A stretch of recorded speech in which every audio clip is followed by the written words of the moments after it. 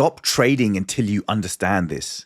ICT traders and smart money traders say they trade with the banks and they trade the bank's algorithm. But how can you be trading with the banks if you trade when the banks aren't trading? Does that make any sense? Today, I'm going to show you exactly when to know the banks are going to trade ahead of time so you are actually trading with the banks. Don't pretend to be a smart money trader when you are trading outside of these key times. Now, what is the footprint of institutional trading? Footprint of institutional trading is volume. If there's no volume in the market, it means the institutions aren't trading. So once you understand volume, you can align yourself with the banks for the big explosive moves. I'm going to show you the data today to show you exactly when the banks are trading so you can align yourself with high probability trading conditions. If you are not trading when there's sufficient volume in the market, you are likely to get chopped up in range-bound seek and destroy price action. Seek and destroy is not an algorithm that the market makers employ to take your liquidity. Seek and destroy is when there's no institutional volume, so price isn't expanding. It's as simple as that.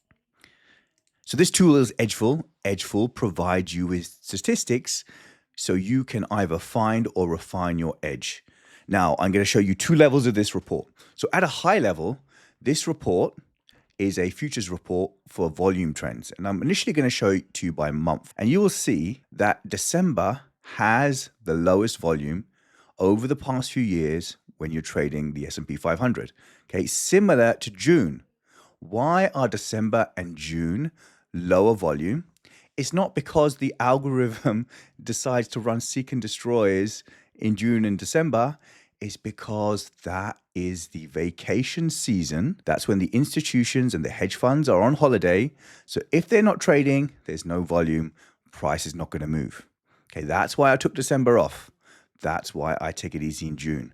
But let me zoom in because lots of traders lose their capital in the first few weeks of the year. I'm going to show you exactly when you should be trading. So now I have narrowed it down to show you the week numbers of the year and the volume. So we only want to be trading when the volume picks up.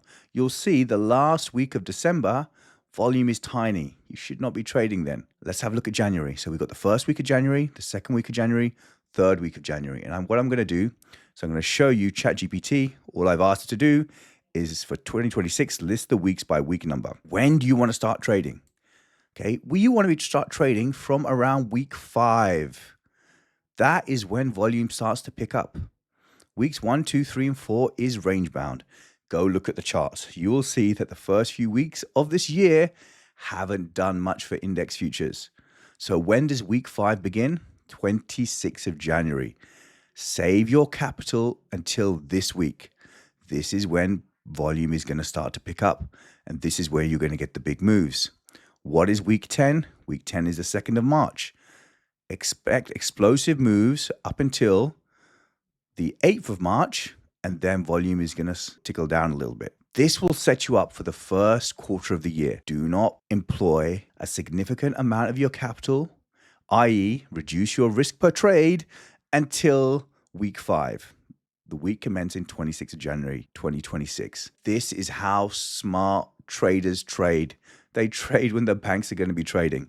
They're not going to be trading during week 25, which is the 15th of June, okay, during the summer months. They're not going to be trading during week 52, which is the 21st of December, 2026. If you would like access to all these reports, and we have volume reports, we have indicators, we have price trend reports, my subscribers get a 7-day free trial by visiting the link in the description to this video.